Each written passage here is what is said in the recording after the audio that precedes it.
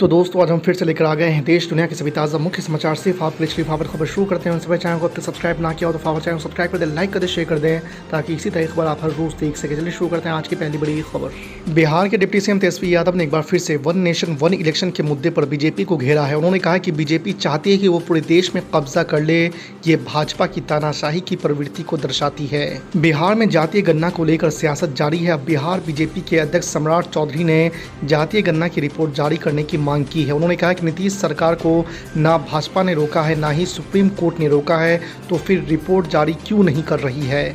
साथ ही ईबीसी आयोग की रिपोर्ट भी 1 साल बाद भी जारी नहीं की गई। सम्राट चौधरी ने कहा कि बिहार में सिर्फ नौटंकी हो रहा है। बसपा सुप्रीमो मायावती ने समय से पहले लोकसभा चुनाव की संभावनाओं को देखते हुए तैयारियां और तेज कर दी है। यूपी के बाद अब उत्तराखंड राज्य की बैठक की और उम्मीदवारों के चयन पर चर्चा की। मायावती संगठन की मजबूती और सर्व समाज में जनाधार को बढ़ाने में लगी हुई है। वो इन दिनों लखनऊ में रहकर राज्यवार बैठकें कर रही हैं। उत्तर प्रदेश के मुख्यमंत्री योगी आदित्यनाथ ने कहा कि प्रधानमंत्री नरेंद्र मोदी के नेतृत्व में एक तरफ विकास और राष्ट्रवाद का अलग जग रहा है, तो दूसरी तरफ ऐसे लोग भी हैं जिन्हें गरीबों कमजोरों की तरक्की अच्छी नहीं लग रही है। उन लोगों को, नौजवानों को मिल रहा रोजगार, किसानों की खुशहाली अच्छी नहीं लग रही है। दंगाबाज और दगाबाज लोग पीएम मोदी की राह रोकने के लिए बैरियर लगा रहे हैं। दिल्ली में G20 समिट की तैयारियों को लेकर शनिवार को एलजी विनय कुमार सक्सेना ने कहा कि इसका आयोजन आसान काम नहीं है। उन्होंने कहा कि बीते 2 महीनों से हमारा फोकस था कि शहर ऐसा दिखे कि यहाँ कोई त्यौहार होने वाला है। हम इस काम में लगभग 2 महीने से लगे हुए हैं। कहीं ना कहीं अब दिल्ली वैसी ही दिख रही है जैसा प्लान किया गया था। समाजवादी पार्टी के नेता स्वामी प्रसाद मौर्य ने शनिवार को आरएसएस प्रमुख मोहन भागवत की हिंदू राष्ट्र टिप्पणी की आलोचना की और कहा कि भारत कभी हिंदू राष्ट्र नहीं था। अपने आधिकारिक एक्स हैंडल पर स्वामी प्रसाद मौर्य ने कहा, भारत एक हिंदू राष्ट्र नहीं है और ये कभी भी नहीं था। भारत स्वाभाविक रूप से एक बहुलवादी राष्ट्र है। प्रधानमंत्री नरेंद्र मोदी 6 और 7 सितंबर को इंडोनेशिया की यात्रा करेंगे। पीएम मोदी की इस यात्रा के 2 दिन बाद 9 सितंबर को भारत में G20 समिट होने वाली है। तृणमूल कांग्रेस के राष्ट्रीय महासचिव अभिषेक बनर्जी ने शनिवार को लोगों से 2024 के लोकसभा चुनावों में भारतीय जनता पार्टी को वोट नहीं देने की अपील की और दावा किया कि यदि केंद्र में भाजपा फिर से जीत गई तो रसोई गैस सिलेंडर की कीमत बढ़कर 3000 रुपये हो जाएगी। अभिषेक ने जोर देकर कहा कि अगर विपक्षी गठबंधन इंडिया 2024 में सत्ता में आता है तो एक सिलेंडर की कीमत महज 500 रुपये होगी। भारत और पाकिस्तान के बीच एशिया कप 2023 का तीसरा मुकाबला बारिश की भेंट चढ़ गया है, लेकिन बाबर आजम की अगुवाई वाली पाकिस्तान की टीम को मैच रद्द होने का फ़ायदा मिला है। पाकिस्तान ने पहले मैच में नेपाल को हराया था और फिर दूसरे मैच में भारत के खिलाफ दोनों टीमों ने अंक बांटे, जिससे पाकिस्तान को 3 अंक हो गए हैं। राष्ट्र राजधानी दिल्ली में आयोजित होने वाले G20 शिखर सम्मेलन का असर केवल सड़क यातायात पर ही नहीं, रेलवे पर भी पड़ेगा। रेलवे की ओर से साझा की गई जानकारी के मुताबिक G20 शिखर सम्मेलन के चलते रेल यातायात पर भी प्रभाव रहेगा। सम्मेलन के चलते कुछ रेलगाड़ियों को अस्थायी और आंशिक रूप से रद्द किया गया है। पाकिस्तानी भाभी नाम से देश भर में मशहूर हो चुकी सीमा हैदर क्या अब टीवी पर दिखने वाली है। जी आपको बता दें कि बिग बॉस और कपिल शर्मा शो में आने की अटकलों के बीच खुद सीमा हैदर ने भी इसे कंफर्म किया है। सीमा ने एक वीडियो जारी कर कहा है कि उसे बिग बॉस और कपिल शर्मा शो से ऑफर मिला है। इससे पहले एक प्रोड्यूसर ने सीमा पर फिल्म बनाने का ऐलान भी किया है। मुंबई में विपक्षी गठबंधन इंडिया की मीटिंग में कांग्रेस अध्यक्ष मल्लिकार्जुन खड़गे ने कहा कि अगले कुछ महीनों में हमारे ऊपर रेड और गिरफ्तारियां बढ़ जाएंगी। उन्होंने इंडिया की बैठक को संबोधित करते हुए कहा कि हमें और छापों और गिरफ्तारियों के लिए तैयार रहना होगा।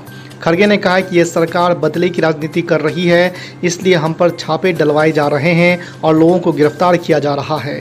उत्तर प्रदेश के उप मुख्यमंत्री केशव प्रसाद मौर्य ने इंडिया गठबंधन को नई बोतल में पुरानी शराब करार दिया है और दावा किया है कि वर्ष 2024 में सरकार बनाना कमजोर विपक्ष के बस की बात नहीं है। आपको बता दें कि घोसी उपचुनाव में भाजपा की बड़ी जीत के प्रति आश्वस्त उप मुख्यमंत्री ने कहा है कि यहां की जनता सपा मुखिया अखिलेश यादव का अहंकार तोड़ेगी। मुंबई में इंडिया गठबंधन की बैठक संपन्न हो चुकी है। इस बैठक में विपक्ष के बड़े नेताओं ने कई अहम मामलों पर चर्चा की। कुछ नई चीज़ें भी सामने आई है, लेकिन जिन 2 खास बातों को लेकर सबसे ज़्यादा उम्मीद थी उनसे जुड़ा कोई ऐलान फिलहाल नहीं हुआ है।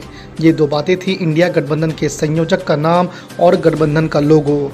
वहीं इंडिया गठबंधन ने कुछ समितियों की घोषणा कर दी है। इसके अलावा बैठक की अहम बात यह रही कि सीट शेयरिंग को लेकर भी सभी नेताओं में सहमति बनती दिख रही है।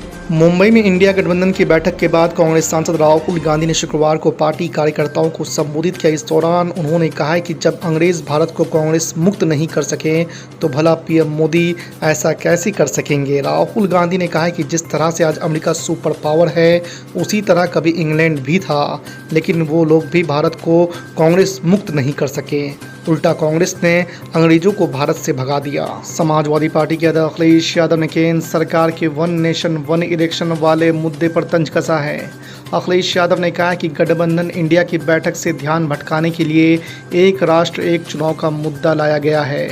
यहाँ तक कि जब आखिरी बैठक हुई थी तब भी उनकी अपनी एक अलग बैठक हुई थी। मोदी सरकार पर तंज कसते हुए अखिलेश यादव ने कहा कि वन नेशन वन इलेक्शन लागू होने पर हमसे ज़्यादा कौन खुश होगा।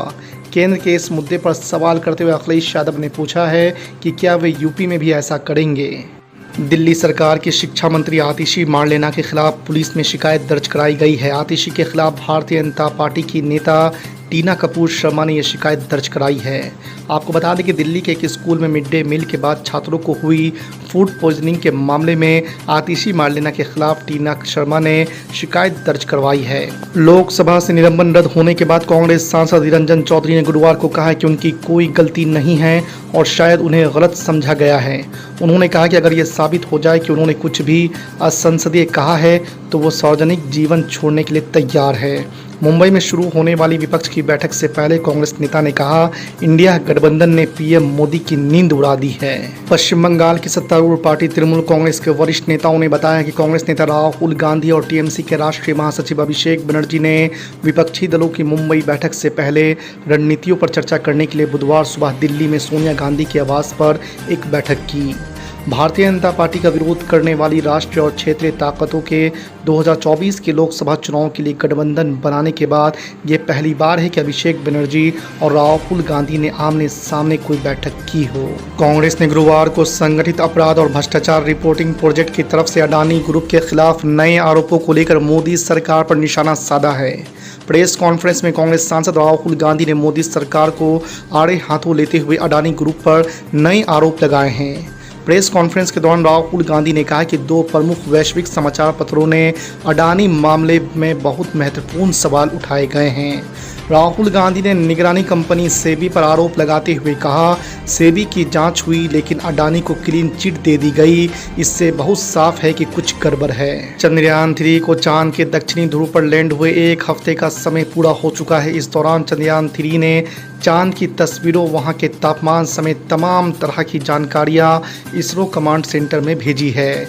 इसरो ने बुधवार रात में फिर से गुड न्यूज़ दी है। उसने रोवर प्रज्ञान द्वारा खींची गई विक्रम लैंडर की तस्वीरों को शेयर किया है। समय से पहले चुनाव की अटकलों के बीच मुख्यमंत्री नवीन पटनायक ने पार्टी के वरिष्ठ नेताओं से इस साल दिसंबर में 5 अन्य राज्यों के साथ विधानसभा चुनाव के लिए चुनावी तैयारियों की समीक्षा करने को कहा है।